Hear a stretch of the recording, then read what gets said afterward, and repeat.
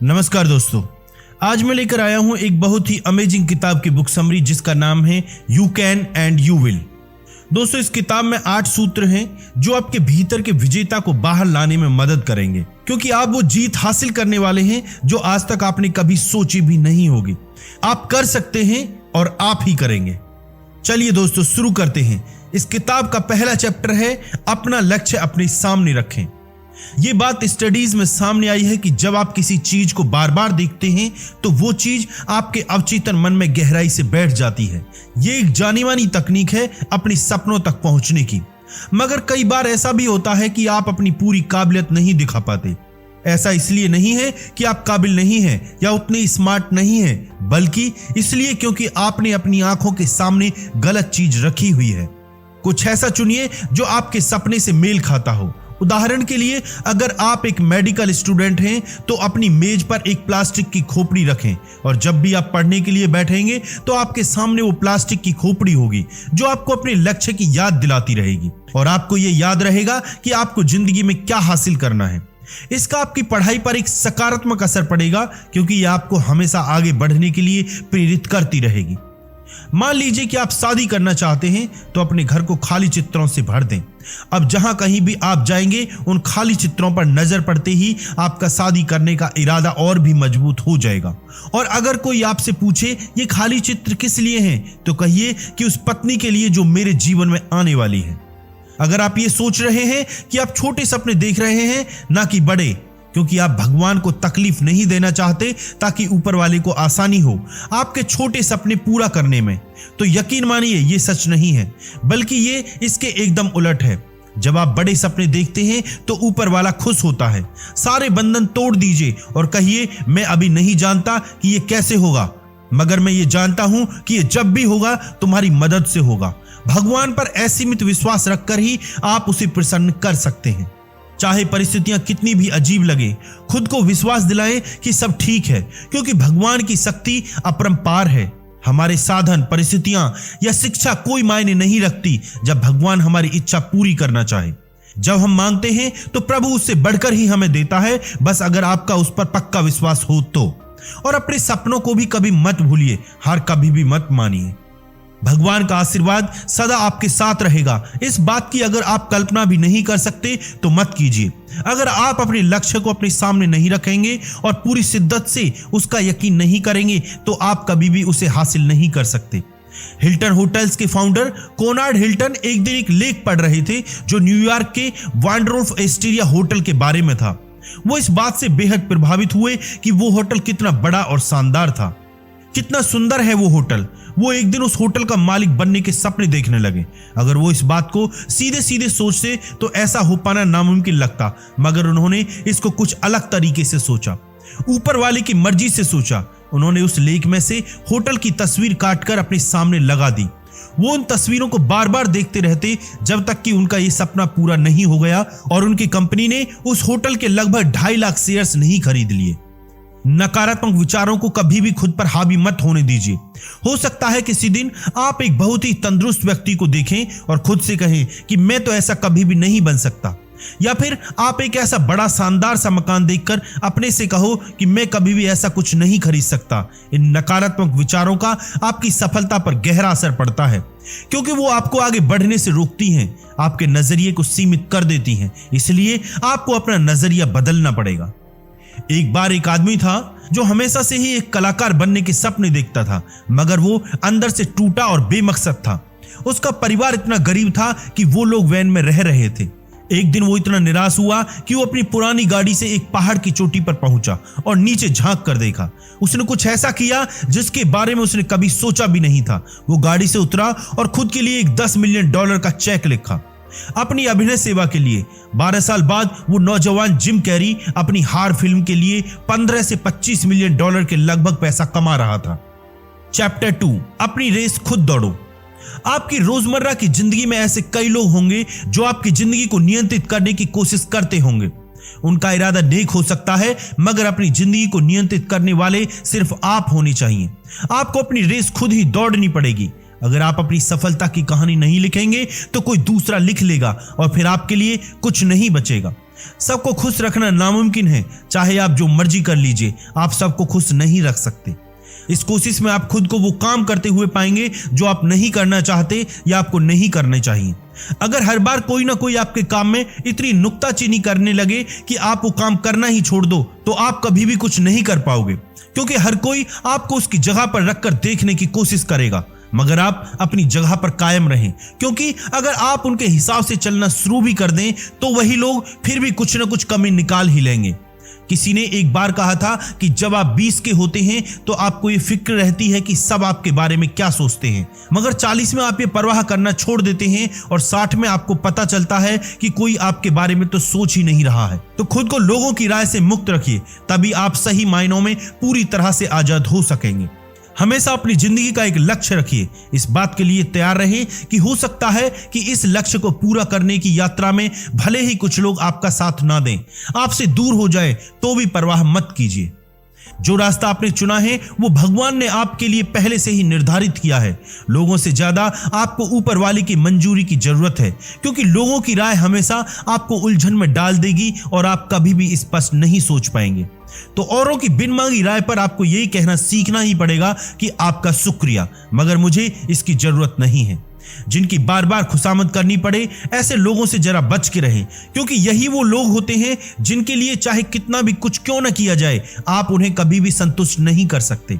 हर बार वो कुछ ना कुछ कमी निकालते ही रहेंगे। आप जरा सा चूके नहीं कि ऐसे लोग आपकी जिंदगी की बागडोर अपने हाथ में लेने की कोशिश करने लग जाते हैं। इन लोगों को खुश करना लगभग नामुमकिन है, क्योंकि ये आपसे कभी खुश नहीं होते और ना ही कभी तारीफ के दो बोल बोलते हैं। अगर आपका कोई दोस्त सिर्फ अपने मतलब के लिए दोस्ती निभा रहा है तो ऐसे लोगों से दूरी बना लेना ही बेहतर होगा। अगर वो आपकी जिंदगी से जाते हैं तो चले जाएं। एक बहुत पुरानी कहानी है एक दादा और पोते की। एक बार एक दादा अपने पोते को अपने कंधे पर बैठाकर कहीं ले जा रहा था। कुछ दूर जाने पर लोग उन्हें देखते हैं तो कहते हैं कि देखो ये पोता कितना स्वार्थी है, खुद तो गधे के ऊपर बैठा है और अपने बूढ़े दादा को पैदल चलने पर मजबूर कर रहा है। लोगों की बातें सुनकर दादा परेशान हो जाता है। वो अब पोते को उतारकर खुद गधे की सवारी करने लगता है, मगर कुछ आगे जाने पर फिर से कुछ लोग उन्हें देखकर कहते हैं, अरे दादा तो बड़ा मतलबी है जो खुद अकेले गधे की सवारी कर रहा है और बेचारे पोते को पैदल चला रहा है। लोगों की बातों से परेशान होकर दादा इस बार पोते को भी अपने साथ गधे पर बैठा लेता है, मगर इस बार भी लोग उन दोनों को भला बुरा बोलने लगते हैं कि दादा पोता कितने निर्दयी हैं जो दोनों उस गधे पर बैठकर उस पर अपना सारा बोझ डाले हुए हैं। इस कहानी का सार यह है कि आप चाहे जो भी कर लें फिर भी सबको एक साथ खुश नहीं रख सकते। कुछ लोग फिर भी आपकी आलोचना करते रहेंगे, तो बजाय सबकी परवाह करने के अपना एक लक्ष्य खुद ही चुनिए और उस पर डटे रहिए जब तक सफलता नहीं मिल जाती। चैप्टर 3, अपने जीवन में अच्छी चीजों की उम्मीद कीजिए। यह एक नियम है कि जब आप अपने लिए बेहतर चीजों की आशा करते हैं तो वो बेहतर चीजें खुद ब खुद आपको मिलती हैं। लेकिन जब आप बार बार निराशाजनक बातें सोचेंगे तो क्या होगा? जाहिर है वही निराशा आपके जीवन में आएगी, क्योंकि आप जो सोचते हैं वही आपके साथ होता है। भगवान हमेशा आपको वही देता है जिसका ख्याल आपके दिल में बना रहता है। हर सुबह ये सोचकर उठिए कि आज आपका दिन बहुत ही शानदार गुजरने वाला है। इस सोच के साथ दिन की शुरुआत करेंगे तो पाएंगे कि जो आपने सोचा था वही आपको मिल रहा है। अगर आप किसी परीक्षा के लिए जा रहे हैं तो उम्मीद कीजिए कि आप उसमें बहुत अच्छा करने वाले हैं। ऐसा सोचने से ना सिर्फ आपका हौसला बढ़ेगा बल्कि आप में एक नए उत्साह का संचार भी होगा जो आज से पहले कभी नहीं हुआ था। कुछ लोग हमेशा ही निराशा से घिरे रहते हैं। वे अपने बारे में कभी कुछ अच्छा नहीं सोच पाते। मैं कभी वजन कम नहीं कर सकता, उस पार्टी में मुझे कोई पसंद नहीं करेगा, मुझे कभी किसी का सच्चा प्यार नहीं मिल सकता। ऐसे लोगों को लगता है कि उनके ऐसा सोचने से काम आसान हो जाएगा, क्योंकि अगर उनके साथ कुछ अच्छा नहीं हुआ तो वो बोलेंगे देखा मैंने तो पहले ही कहा था, और अगर कुछ अच्छा हो गया तो वे बहुत हैरान हो जाएंगे कि आखिर उनके साथ ही कैसे हुआ। हालांकि निराशावादी लोगों के साथ कभी कुछ अच्छा नहीं होता। अगर आप आशा करने के बावजूद आपके साथ ऐसा नहीं हुआ जो आप चाहते थे तो भी निराश ना हो। फिर से कोशिश कीजिए और तब तक करते रहिए जब तक सफलता आपके हाथ नहीं लग जाती। जरूरत है तो बस यही कि हर उस बाधा को अपने रास्ते से हटा दीजिए जो आपको आपकी मंजिल तक पहुंचने से रोक रही है। कई सारी स्टडीज से यह सामने आया है कि आशावादी और निराशावादी विचार दोनों हमारे दिमाग के दो अलग अलग हिस्सों की देन है। आशावादी विचारों की तुलना में निराशावादी विचारों को प्रोसेस होने में ज्यादा वक्त लगता है और शायद यही वजह है कि निराशावादी विचार हमारे दिमाग में लंबे समय तक रहते हैं। उदाहरण के लिए आप इस बात को कभी भूल नहीं पाएंगे कि आप परीक्षा में फेल हुए थे, बजाय इसके कि कभी आप पास भी हुए होंगे। इस तरह नकारात्मक विचारों का हमारे दिमाग में गहरा असर पड़ता है। किसी ने आपके लिए कभी कुछ ऐसा किया था जिससे आपके दिल को बहुत खुशी हुई। ये बात आपको अचानक एक दिन अपने काम के दौरान याद आती है। उस घटना को याद करके आप मुस्कुरा उठते हैं और एक बार फिर से उसे अपने जहन में उस पूरी घटना का चित्रण करने लगते हैं। आप दुगने जोश से भरकर अपने काम में जुट जाते हैं क्योंकि आपका मूड अच्छा हो गया। तो देखा आपने कि कैसे आशावादी विचार आपको और भी बेहतर करने के लिए प्रेरित करते हैं, और यह भी मुमकिन है कि बीती हुई कड़वी यादें आपको और भी उदास कर दें, और फिर होगा ये कि उसका असर आपकी क्षमता और काबिलियत पर पड़ेगा।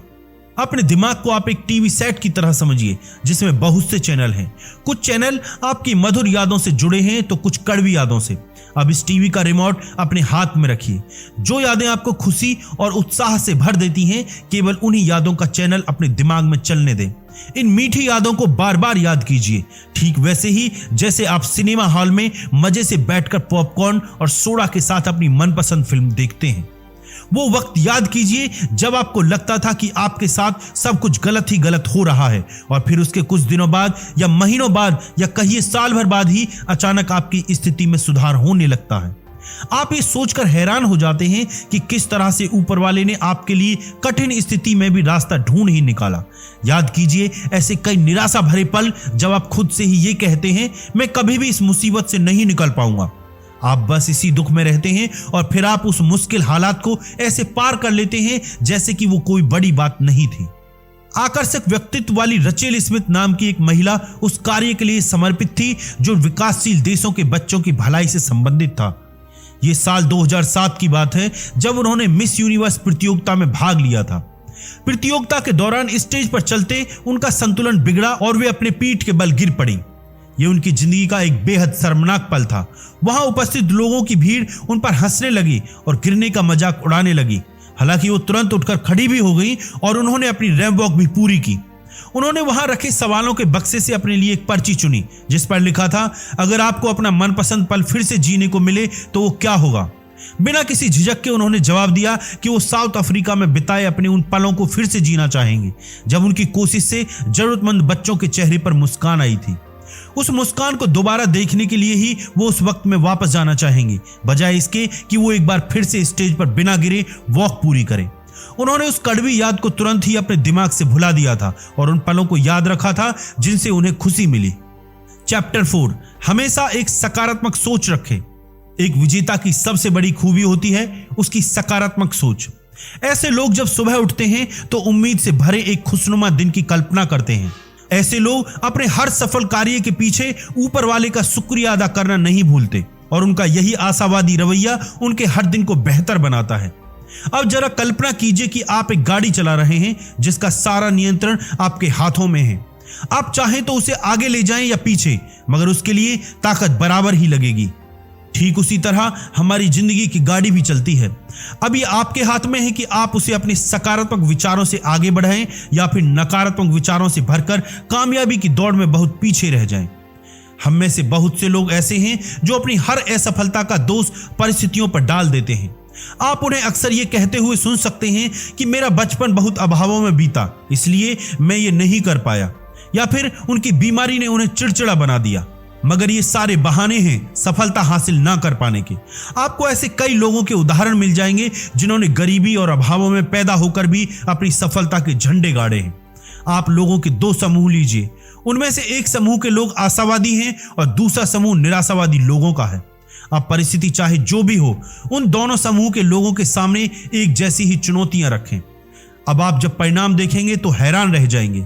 आशावादी लोगों के समूह ने उन चुनौतियों से निपटने का कोई न कोई रास्ता निकाल लिया होगा, मगर निराशावादी अपने स्वभाव के अनुसार यूं ही हाथ पर हाथ धरे बैठे होंगे। तो जाहिर है कि ये सभी बातें आपकी पूर्व निर्धारित सोच का परिणाम हैं। आप खुश रहेंगे या दुखी, ये निर्भर करता है परिस्थितियों से निपटने की आपकी सोच पर।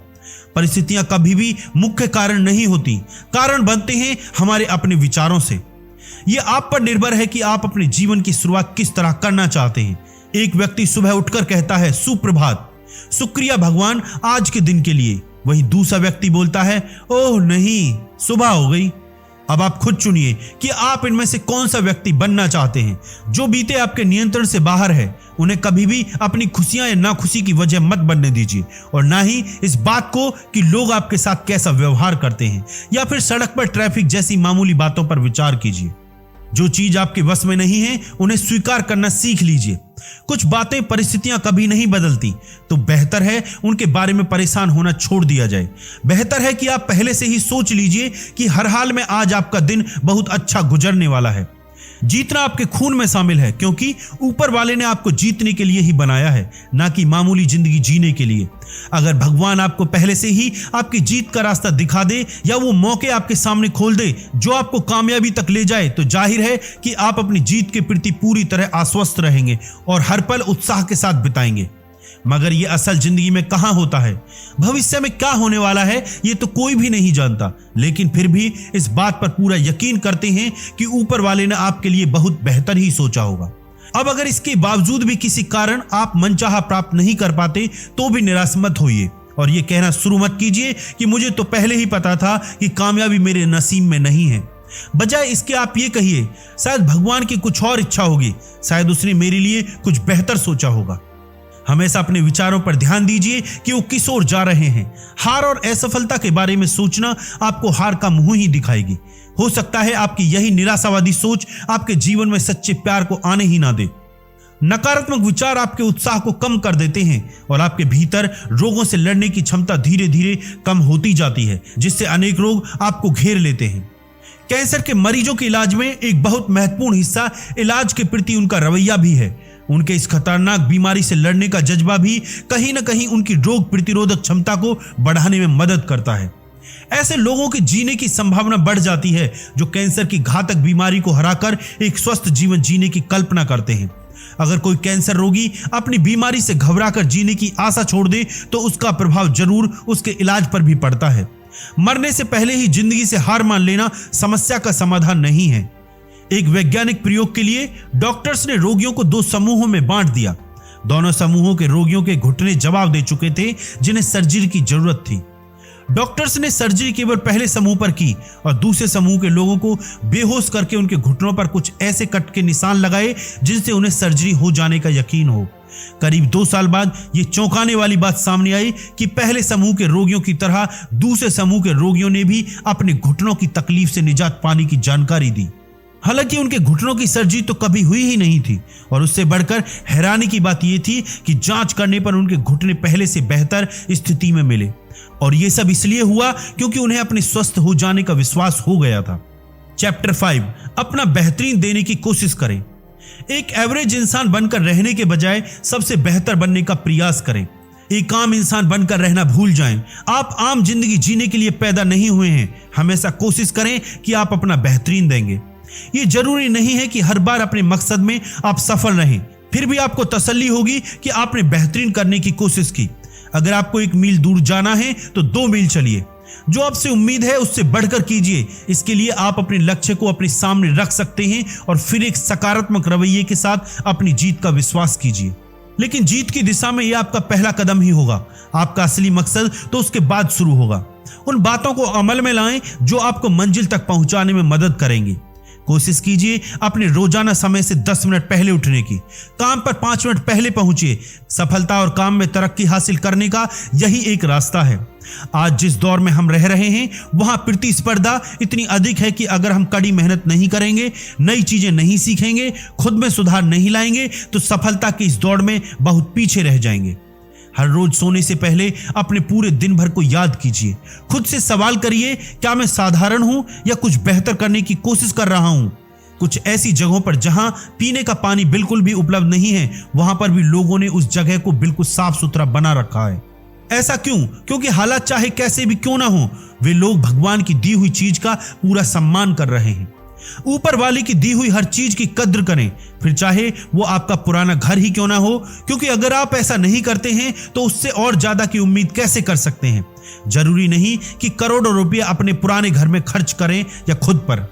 चाहे कम में ही सही मगर उसका ध्यान रखें। आप चाहे जो भी करें पूरे दिल से करें, जिससे भीड़ में आपकी सबसे अलग पहचान हो। चाहे आपके आसपास कितने ही काबिल लोग क्यों न हों, उनके जैसा बनने के बजाय अपनी अलग छवि बनाएं। ये कभी ना सोचें कि अगर ये उन्हें नहीं आता तो भला मुझे कैसे आएगा। इतनी मेहनत करें कि सफलता सिर्फ आपके कदम चूमे। मान लीजिए किसी स्टोर में गलती से आपसे कुछ सामान नीचे गिर जाता है, तो आपको चाहिए कि खुद उसे साफ करें। ये उम्मीद ना करें कि कोई और आकर उसे साफ कर देगा। जो आपसे गिरा है उसे उठाकर उसकी जगह पर वापस तरीके से रख दीजिए। हर सुबह जब आप उठें तो नहाने के बाद साफ सुथरे कपड़े पहनें, अपने बाल संवारें। भगवान को प्रसन्न करने का यह भी एक तरीका है, क्योंकि ऐसा करके आप अपने बनाने वाले के प्रति आभार व्यक्त कर रहे हैं। फिर भले ही आप गरीब हों या अमीर, इससे कोई फर्क नहीं पड़ता। जितना आपसे हो सकता है आप उतने अच्छे दिखने की कोशिश तो कर ही सकते हैं। जब आप कोई नेक काम करते हैं तो ये सोच के मत कीजिए कि ऐसा करना आपकी मजबूरी है या फिर कोई आपको देख रहा है, बल्कि उसे दिल से चाहते हुए कीजिए। कुछ ऐसा काम जो आपके ना चाहते हुए करने पड़ते हैं, उन्हें भी ये सोचकर कीजिए कि भगवान के नाम पर आप वो कर रहे हैं। यकीन मानिए एक ना एक दिन भगवान आपको इसका इनाम जरूर देगा। दोस्तों, जोल इस किताब के लेखक पहले एक चर्च में पेस्टर हुआ करते थे। एक दिन जब वो पार्किंग लॉट में अपनी कार पार्क कर रहे थे, तब कार का दरवाजा खोलते वक्त उसमें रखा कचरे का डब्बा नीचे गिर पड़ा। उन्होंने वो डब्बा उठा तो लिया, मगर हवा के कारण सारा का सारा कचरा पार्किंग लॉट में इधर उधर बिखर गया। अब जोल ने सोचा, चूंकि कूड़ा बीनना उनका काम नहीं है और उन्हें देर भी हो रही थी, तो इसे ऐसे ही रहने दिया जाए।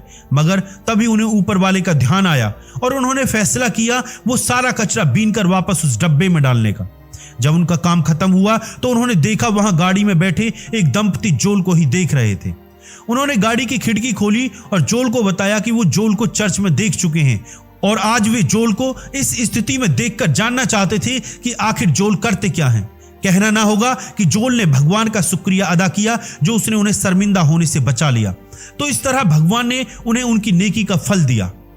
चैप्टर 6, अपनी मंजिल की तरफ बढ़ते रहें। आप चाहे कितने भी माहिर और अनुभवी क्यों ना हो, सीखना कभी मत छोड़िए, क्योंकि सीखने का कोई अंत नहीं है। जीवन में इतना कुछ है सीखने के लिए कि आप जिंदगी भर भी सीखें तो कम है। कई लोग सोचते हैं कि एक बार स्कूल या कॉलेज की पढ़ाई पूरी हो जाने के बाद उन्हें कुछ और सीखने की आवश्यकता नहीं है, कुछ नया पढ़ने की जरूरत नहीं है। तो क्या आप जो कुछ भी सीखते हैं वो सिर्फ स्कूल तक ही सीमित है? नहीं, बिल्कुल नहीं, क्योंकि सीखना कभी खत्म नहीं होता। ऐसी कई चीजें होंगी जो आपने अब तक नहीं सीखी होंगी। अगर आप में कोई हुनर है तो उसे अभ्यास से और निखारिए, क्योंकि जब आप सीखना छोड़ देते हैं तो आप अपने हुनर को खोने लगते हैं जो भगवान ने आपको आशीर्वाद स्वरूप दिया है। जीवन में हर चीज अभ्यास से ही सीखी जाती है। बार बार अभ्यास कीजिए मगर रुकिए नहीं। अगर आपने अभ्यास करना छोड़ दिया तो जहां आप आज हैं अगले साल भी बस वहीं के वहीं रह जाएंगे। आप नहीं तो कोई और आपसे आगे निकल जाएगा और आपको पूरे एक साल के लिए पछाड़ देगा। आप चाहे जो भी हों, एक अध्यापक, डॉक्टर, इंजीनियर या फिर कोई मामूली कामगार या फिर एक विद्यार्थी ही क्यों ना हो, खुद को आगे बढ़ने से कभी रोकिए मत, क्योंकि आपकी जिम्मेदारी ना सिर्फ अपने और अपने परिवार के प्रति बल्कि उस ऊपर वाले के प्रति भी एक जिम्मेदारी है। दुनिया तेजी से बदल रही है और आपको इसके साथ कदम मिलाकर चलना ही पड़ेगा। जब भगवान ने अपने बंदे चुने तो उसने उनके सामने कठिन चुनौतियां रखी। वो चुनौतियां भी सीखने की, ज्ञान अर्जित करने की, ना कि यूं ही खाली बैठने की। यही बात हम पर भी लागू होती है कि हम जीवन में कुछ ना कुछ सीखते रहें, नया करते रहें, और जिंदगी का भी यही उसूल है। आप हमेशा एक शिशु बनकर नहीं रहते, आप बड़े होते हैं। आपके शरीर की बनावट बदलती है और धीरे धीरे वक्त के साथ आपकी दिमागी क्षमता भी बढ़ती जाती है। यदि आप अपने काम से ये सोचकर खुश नहीं हैं कि इससे आपको कुछ सीखने को नहीं मिलेगा, आप वो नौकरी छोड़ने की सोच रहे हो मगर ऐसा कर नहीं पाते, तो यकीन मानिए आप जिंदगी में कभी आगे नहीं बढ़ सकते। आप वहीं के वहीं रह जाएंगे। और अगर जॉब नहीं छोड़ सकते तो मत छोड़िए, मगर साथ साथ वो काम कीजिए जो आप करना चाहते हैं। अपनी काबिलियत को निखारिए, बेहतर से बेहतरीन करते जाइए। दोस्तों, जिंदगी में नए अनुभवों से गुजरिए। अपना वजन कम करना चाहते हैं तो कीजिए, कुछ भी कीजिए, मगर कोशिश करना मत छोड़िए। आपकी काबिलियत ऊपर वाला जानता है, इसलिए वो आपके सामने नई चुनौतियां भी खड़ी करेगा और तरक्की के नए दरवाजे भी खोलेगा। कभी मत सोचिए कि आप अपना वक्त बर्बाद कर रहे हैं या बस समय गुजार रहे हैं। बस जो भी करें पूरे दिल से करें, और अगर वो करना आपकी मजबूरी है तो भी उसे बेहतर बनाएं, क्योंकि आप कभी नहीं जान सकते कि ऊपर वाला आपको कब बेहतर मौके दे दे। दिन के 24 घंटों में से बस 2 घंटे अपने लिए निकालिए। इस वक्त में आप नई चीजें सीखें, अपने हुनर को निखारें। मान लीजिए आप डॉक्टर हैं तो अपने पेशे से संबंधित आलेख पढ़ें, इलाज के अलग अलग तरीकों का अभ्यास करें। खतरे मोल लेने से डरे नहीं, क्योंकि आपके पास खोने के लिए सिर्फ डर है। अगर सफल हुए तो कामयाबी आपके साथ होगी। याद रखिए, जो खतरे मोल लेता है वही खुद को बेहतर बना सकता है। अब माना आप किसी दफ्तर के कर्मचारी हैं, आप एक लंबी छुट्टी पर जाते हैं। अब अगर आपके ना रहने पर भी दफ्तर का कामकाज सुचारू रूप से चल रहा है तो यह बात बेशक दफ्तर के लिए तो अच्छी है, पर यह आपके लिए बिल्कुल भी अच्छी नहीं होगी। ये एक तरह के खतरे की घंटी है आपके लिए, क्योंकि आपके बिना भी अगर उनका काम चलता है तो उन्हें कभी भी आपको नौकरी से निकालने में हिचकिचाहट नहीं होगी। जब दुनिया को आपके होने ना होने से कोई फर्क नहीं पड़ता तो आप में कोई भी काबिलियत नहीं है। आप कुछ भी ऐसा नहीं कर रहे हैं जिसका असर लोगों पर पड़ता हो। अब अपने आप से पूछें कि आप क्या हो, समस्या का समाधान निकालने वाले या फिर समस्या सुनाने वाले? क्या आप अपने बॉस के पास जाकर उन्हें बस अपनी समस्याएं बताकर चले आते हैं, या फिर आप जाकर उन्हें कोई समस्या बताते हैं और उसका समाधान भी सुझाते हैं? याद रखिए, समस्या का रोना रोने के बजाय हमेशा उसका कोई समाधान ढूंढने की कोशिश करें। जो कुछ भी आप करें उसके लिए एक प्लान दिमाग में सोच कर रखें। सपने देखना अच्छा है, मगर इतना ही काफी नहीं है, उसके लिए मेहनत भी करें। मान लीजिए आप पतला होना चाहते हैं और अपने को 10 किलो कम देखने की आप कल्पना भी करते हैं। मैं पौष्टिक खाना खाऊंगा, हफ्ते में 3 दिन जिम जाऊंगा। सिर्फ ये सोचे नहीं, बल्कि उस जिम में जाना शुरू कर दीजिए। पौष्टिक खाना शुरू कर दीजिए और हर रोज अपनी कल्पना में खुद को सेहतमंद और तंदुरुस्त देखते रहिए। ऊपर वाला हमारे सामने ऐसे कामयाब लोगों का उदाहरण रखता है जिनसे हम कुछ सीख सकें। तो उन सुनहरे मौकों को हाथ से जाने मत दीजिए, उन्हें लपक लीजिए। अगर आपको समझ नहीं आ रहा है तो पूछिए कि यह कैसे होता है। सफल लोगों को अपने जीवन का हीरो बनाइए, उनसे मित्रता बढ़ाइए। पाब्लो कासल्स महान चेलो वादकों में से एक थे। 12 साल की उम्र से ही उन्होंने चेलो बजाना शुरू कर दिया था और इस कला में माहिर बन गए, मगर फिर भी 85 साल की उम्र तक भी उन्होंने इसे सीखना नहीं छोड़ा। वे हर रोज इसका अभ्यास किया करते थे। यदि आप नाखुश हैं तो कुछ अलग करने का प्रयास करें। हम नाखुश तभी होते हैं जब हमारा सारा ध्यान खुद पर और अपनी जरूरतों पर होता है। सिर्फ अपने पर फोकस करने के बजाय दूसरों की जरूरतों के बारे में भी सोचना चाहिए। हम सिर्फ लेने के लिए नहीं बल्कि देने के लिए भी बने हैं। कभी ऐसा भी होता है कि आपका कोई जानने वाला जिसकी सालों से आपसे बात नहीं हुई, एक दिन अचानक फोन पर आपसे मदद मांगता है। तुम्हें तो बस जरूरत के वक्त ही मेरी याद आती है। ऐसा कहने के बजाय खुशी से अपने दोस्त की मदद करें। इसे ऊपर वाले की मर्जी समझिए कि आप दूसरों के काम आ रहे हैं। अब अगर भले ही बदले में आपको कुछ ना मिले, एक शुक्रिया तक नहीं, तो निराश ना हो। वो कहावत तो आपने सुनी ही होगी, नेकी कर और दरिया में डाल। क्या आपने कभी महसूस किया है कि आप किसी के लिए कुछ करने गए जिसमें आपको बहुत दिक्कतें आई, काम बहुत मुश्किल लगा, मगर उसके बाद बजाय बुरी तरह थक जाने के आपने खुद को जोश से भरा महसूस किया, जैसे कि कहीं से ताकत और उत्साह का एक पुंज आपके भीतर समा गया हो? यही तो दूसरों की सेवा करने का प्रभाव है। ये आपका का मूल स्वभाव है कि आप दूसरों की सेवा के लिए ही बने हैं। खुद के लिए कुछ हासिल करना बुरी बात नहीं है। अपने लिए बड़ा घर, ऐशो आराम की चीजें खरीदें, मगर साथ ही सेवा भावी बनकर औरों की मदद करें। अगर आप थके हुए या उदास हैं तो औरों को कुछ ऐसा बोलिए जो उन्हें अच्छा लगे। उन्हें प्रेरित कीजिए, उन्हें कहिए कि वो बहुत अच्छे लग रहे हैं या फिर जो उन्होंने किया वो बेहद प्रभावशाली था। उन्हें सराहिए, उन्हें अच्छा लगेगा, लेकिन साथ ही इसका असर आपकी आत्मा पर भी गहरे रूप से पड़ेगा। सेवा करने से मतलब सिर्फ आपके दोस्त या सहयोगी ही नहीं है, बल्कि वो तमाम लोग हैं जो आपकी जिंदगी में शामिल हैं। जैसे कभी अपनी पत्नी की घर साफ करने में मदद कीजिए, उसके लिए बर्तन साफ कीजिए, कपड़े धोकर सुखाइए, बिल भर दीजिए, लॉन की सफाई कर दीजिए। क्योंकि वो आपकी पत्नी है तो आपका फर्ज है उसे सहयोग दीजिए। अगर आप ये सोचते हैं कि घर का काम सिर्फ पत्नी करेगी और इसीलिए शादी की जाती है, तो आपको पत्नी की नहीं, एक नौकरानी की जरूरत है। आप काम के लिए तो किसी को भी पैसे देकर रख सकते हैं, मगर अपनी जिंदगी के सुख दुख बांटने के लिए आपको एक जीवन साथी चाहिए। किसी दिन सुबह उससे पहले उठकर उसके लिए नाश्ता बना दीजिए, उसकी तारीफ कीजिए कि वो कितनी मेहनत करती है, उसे बताइए कि आप उसे कितना प्यार करते हैं। यकीन मानिए वो खुशी से झूम उठेगी और बदले में आपको भी ढेर सारी खुशियां देगी।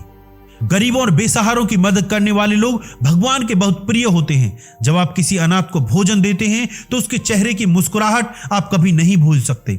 अपने दिन की शुरुआत अगर लोगों की मदद से करोगे तो आपका पूरा दिन सुकून से बीतेगा। आप औरों को खुश करके खुद की परेशानियां भूल जाते हैं। किसी की मदद करने से जो तसल्ली दिल को मिलती है उसका तो कहना ही क्या है। एक बूढ़े दंपति हमेशा दूसरों की मदद को तैयार रहते हैं। एक बार ऐसा ही एक नेक काम करने के बाद वे दंपति साउथ अफ्रीका से लौट रहे थे। जिस जहाज में वे लोग सफर कर रहे थे उसमें प्रेसिडेंट टेडी रूजवेल्ट भी थे, जो अफ्रीका में अपने शिकार के दौर से लौट रहे थे। जब जहाज बंदरगाह पर रुका तो वहां लोगों की भीड़ प्रेसिडेंट रूजवेल्ट का स्वागत करने के लिए खड़ी थी। सब उनके लिए नारे लगा रहे थे। इन बूढ़े दंपति को इस बात का बहुत बुरा लगा। वे सोचने लगे कि लोगों की भलाई करने के बाद भी कोई उनकी तारीफ नहीं कर रहा, उनका स्वागत नहीं किया गया। लोग उनके नेक काम को और उन्हें भूल जाएंगे। मगर सच तो यह है कि भले ही लोगों ने उन्हें भुला दिया, मगर भगवान की अदालत में उन्हें कभी भुलाया नहीं जाएगा। उन्हें उनकी नेकी का इनाम ऊपर वाला स्वर्ग में जरूर देगा। और अंतिम चैप्टर 8, पैशनेट रहें। खुद से एक सवाल कीजिए, क्या मैं जीवित हूं? इस बात का मतलब सिर्फ जिंदा रहने और खाना खाने से नहीं है। इस बात को गहरे से सोच कर देखिए। आपके क्या लक्ष्य हैं? आपने अब तक क्या हासिल किया? जीवन के प्रति आपका नजरिया क्या है? क्योंकि इन्हीं सब बातों से निर्धारित होगा कि सही अर्थों में जिंदगी के मायने आखिर क्या हैं। भगवान ने आखिर कुछ सोचकर ही हमें इस धरती पर भेजा है कि हम अपने जीवन में कुछ अर्थपूर्ण करें और तरक्की की राह में आगे बढ़ें। अध्ययन से पता चलता है कि जोशीले लोग हमेशा बेहतर कार्य करते हैं। औरों की तुलना में उनकी तरक्की भी जल्दी होती है और ज्यादातर वो खुशहाल जीवन जीते हैं। आपको अपने जीवन में एक जोश की जरूरत है जो आगे बढ़ने के लिए बहुत जरूरी है। अगर आपके पास बहुत अधिक नहीं है तो भी ऊपर वाले का धन्यवाद करते हुए हर पल को जोश के साथ जिएं। आप जिंदा हैं, बिना तकलीफ आपकी सांसें चल रही हैं, आप चल सकते हैं, देख सकते हैं, सोच सकते हैं और तंदुरुस्त हैं। क्या ये सब काफी नहीं है ऊपर वाले का शुक्रिया अदा करने के लिए? मान लीजिए कि आप कभी सड़क दुर्घटना के शिकार हो जाते हैं। आपकी गाड़ी बुरी तरह पिचककर कबाड़ बन गई, मगर आप बच गए। आपको बस मामूली चोट आई, तो इस बात का शुक्रिया मनाइए कि ऊपर वाले की मेहरबानी आप पर थी जो आप बाल बाल बचे।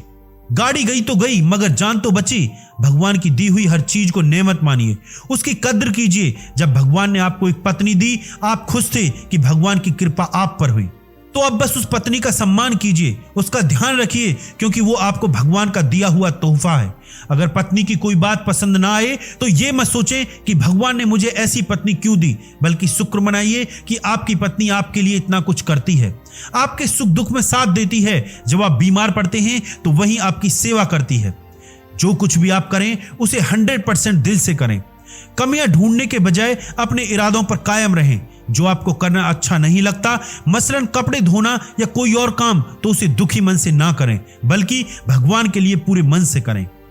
मैंने एक बार एक पुलिस ऑफिसर को देखा जो शहर के सबसे व्यस्त चौराहे पर ट्रैफिक नियंत्रित कर रहा था। मैंने देखा उसके हाथ हवा में लहरा रहे थे और वाहनों को निर्देश देते हुए वो एक तरह से नाच रहा था। उसके काम करने का ढंग इतना निराला था कि कुछ गाड़ी वाले उसे सड़क के किनारे रुककर उसे ही देखने लगे।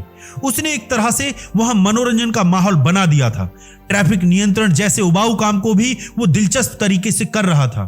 कभी दूसरों जैसा बनने की मत सोचिए, जो आप हैं उसी में बेहतरी लाइए। इस बात को मानिए कि भगवान ने आपको निराला बनाया है। हो सकता है आप में कोई ऐसी खासियत हो जिसके लिए लोग तरसते हैं, और सबसे बड़ी बात, सार्थक करिए, उपयोगी बनिए, क्योंकि कुछ ऐसा करना जिसका उपयोग हो आपको जोशीला बनाए रखेगा। आखिरकार सबको एक दिन इस दुनिया से जाना है, मगर जो लोग अपनी जिंदगी का उपयोग नहीं जानते, जीते जी मर जाते हैं। ना तो वो अपना भला कर पाते हैं और ना ही दूसरों के काम आ पाते हैं। जो मौके आपने गंवाए हैं उन्हें भूल जाइए। जिंदगी आपको और कई मौके देगी। आप पीछे देखकर गाड़ी नहीं चला सकते, तो उसी तरह बीते वक्त को याद करते रहने से आप आगे नहीं बढ़ सकते। हम सभी अपने जीवन में कभी ना कभी पछतावे और नाकामयाबी के दौर से गुजरते हैं, मगर उन बीती बातों पर धूल डालकर आगे की ओर देखें। एक 40 वर्षीय महिला की ओपन हार्ट सर्जरी हुई। ये एक बहुत ही जटिल प्रक्रिया होती है, फिर भी हर साल 2,30,000 से भी ज्यादा ओपन हार्ट सर्जरी होती हैं। सर्जरी हो जाने के बाद उस महिला का दिल नहीं धड़का, यहां तक कि खास दवाइयों का भी असर नहीं हुआ। सर्जन ने हर संभव कोशिश की, मगर वो दिल को दोबारा धड़काने में असफल रहा। वो इसे मरीज का भाग्य समझकर हार मानने ही वाला था कि उसने एक अंतिम बार कोशिश की। वो उस महिला के कानों में फुसफुसाया, मैं तुम्हारे लिए वो सब कुछ कर चुका हूं जो मेरे हाथ में था। अब मैं चाहता हूं कि तुम अपने दिल को धड़कने के लिए बोलो। सर्जन के ऐसा कहते ही अचानक जैसे एक चमत्कार हुआ, महिला के दिल ने धड़कना शुरू कर दिया। यह उस महिला के विश्वास की ही शक्ति थी जिसने उसे दोबारा जीवन दिया। दोस्तों, आपको ये बुक समरी कैसी लगी कमेंट्स बॉक्स में जरूर बताइएगा, और इसी तरह की ऑडियो बुक समरीज के लिए इस चैनल को लाइक करें, सब्सक्राइब करें एंड शेयर करें। बहुत बहुत धन्यवाद। खुश रहिए।